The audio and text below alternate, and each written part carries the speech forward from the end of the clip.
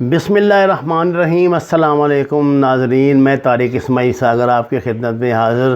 الحمدللہ الجزیرہ سے ہونے والے وزیر اعظم کے انٹرویو نے بہت سے اشکال جو ہیں وہ کلیئر کر دیے ہیں، بڑے معاملات کا جواب مل گیا ہے، اور میرا یہ گمان ہے بلکہ مجھے یقین ہے کہ اس انٹرویو کے بعد ہی چائنا کے پاکستان میں سفیر نے وزیر اعظم کے حوالے سے اتنا ڈیرنگ بیان دیا ہے، اور ان کا اس پہ شکریہ بھی ادا کیا ہے کہ وہ جو خیالات رکھتے ہیں چائنا کے اور اپنے اس کے اور سی پیک کے حوالے سے جو انہوں نے گفتگو فرمائی ہے۔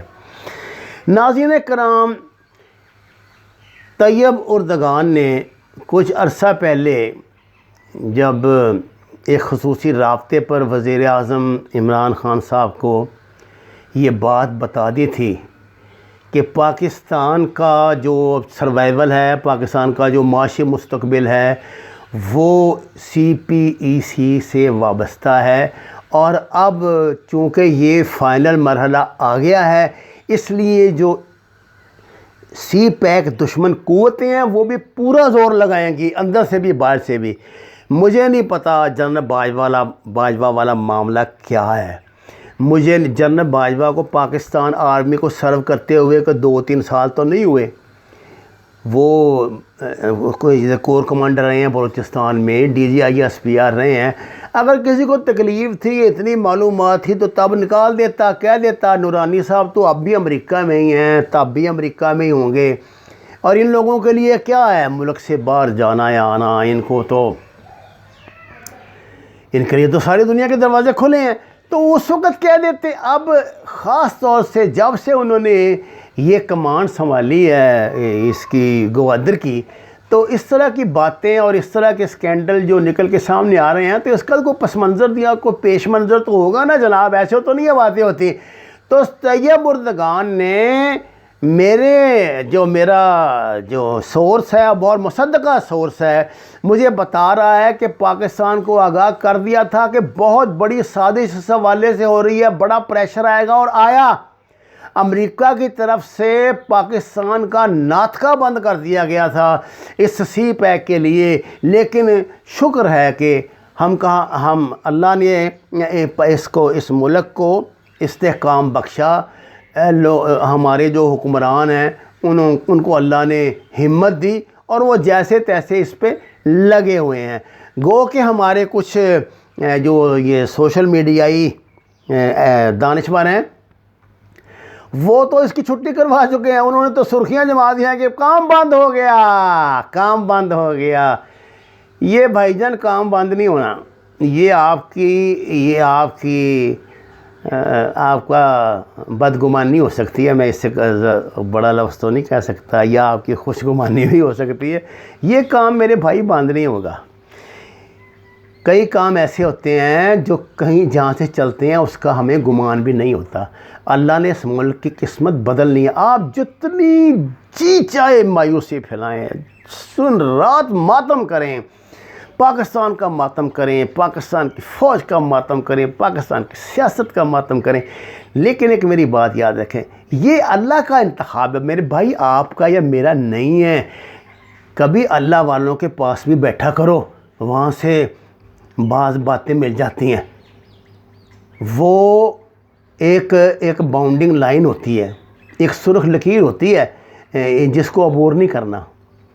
ہم بھی تنقید کرتے ہیں، کیوں نہیں کرتے؟ سیاستدانوں پہ کرتے ہیں، فوج پہ کرتے ہیں، اداروں پہ کرتے ہیں، لیکن وہ اس طرح کی نہیں ہوتی، خدا نہ خواستہ۔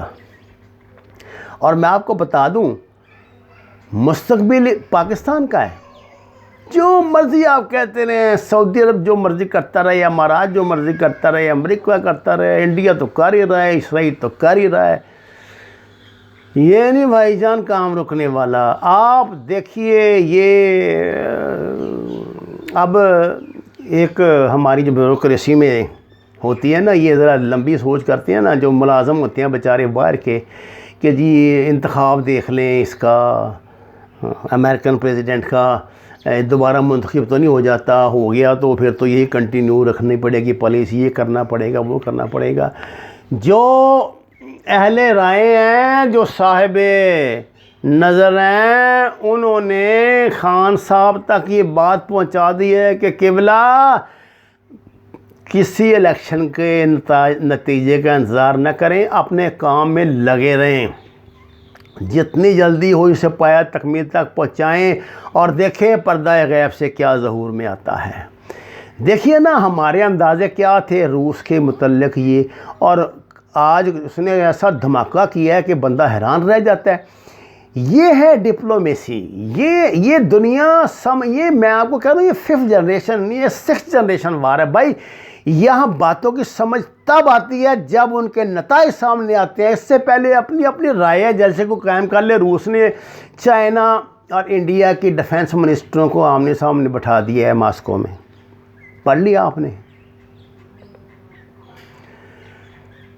ہم تو خوش ہو رہے تھے نا کہ انڈیا ٹینشن میں آ گیا جی، انڈیا کو پاگل تو نہیں ہے نا، وہ امریکہ کی طرف نہیں گئے، امریکہ نے بڑا ان کو کہا ہے کہ جی تو ہم جاؤ جی حملہ کرو جی، یہ کرو جی وہ کرو جی۔ ان کو اس بنیادی سچائی کا پتہ، وہ سیاستدان ہے بھائی، ان کو پتہ ہے کہ چین اگلی عالمی قوت ہے، اس سے نہیں بگاڑنا اگر اس خطے میں رہنا۔ امریکہ تو تماشا دکھا کر مداری گیا دور سرمایہ داری گیا، تماشا دکھا کر مداری گیا۔ وہ تو مداری اب جانے والے ہیں، اب یہ نیا تماشا لگائے گا چین، اور چین کے ساتھ بنا کے رکھنی ہے، لڑنا نہیں ہے۔ یہ انڈین نے سبق سیکھا ہے حالات سے، کتنا ذلیل ہونے کے بعد، کتنا گرنے کے بعد بھی وہ اپنے ملک کے لیے، اپنے ملک کی ڈگنیٹی کے لیے، سلامتی کے لیے چائنا کے قدموں میں گرے ہیں اور روس کے ذریعے اس سے معافی طلب کی ہے۔ یہ ہوتی ہے، ہم جو مرضی کہتے رہیں، ان کے لیے شرمندگی کی بات، انہوں نے تو بڑا مارکا کر لیا۔ دیکھیے سانتزو جو پہلا سمجھے عسکریات کا امام، جدید عسکریات کا امام سمجھا جاتا ہے، اس نے بات کہی تھی کہ بہترین جو حکمت عملی ہے نا جنگ کی، وہ جنگ کو روکنا ہے، جنگ لڑنا نہیں ہے۔ روک دی انڈیا نے، مار بھی کھائی، بندے بھی مروائے، ایک گولی نہیں جواب میں چلائی۔ کیوں؟ وہ جانتے تھے کہ وہ جو اس کے بعد جو ڈیمیج ہونا ہے وہ تو پھر ناقابل برداشت، وہ تو 20 30 50 100 150 سپاہی فوجی ان کا مر جائے گا تو کوئی بات نہیں، اتنے تو انڈیا میں 2 منٹ کے بعد لوگ پیدا ہو جاتے ہیں۔ تو حضور والا پاکستان کو یہ بتایا گیا ہے، پاکستان کے دوستوں کی طرف سے، خاص طور سے رجب طیب اردگان کی طرف سے، کہ آپ سی پی سی سے متعلق کسی سازش میں نہیں آئیں۔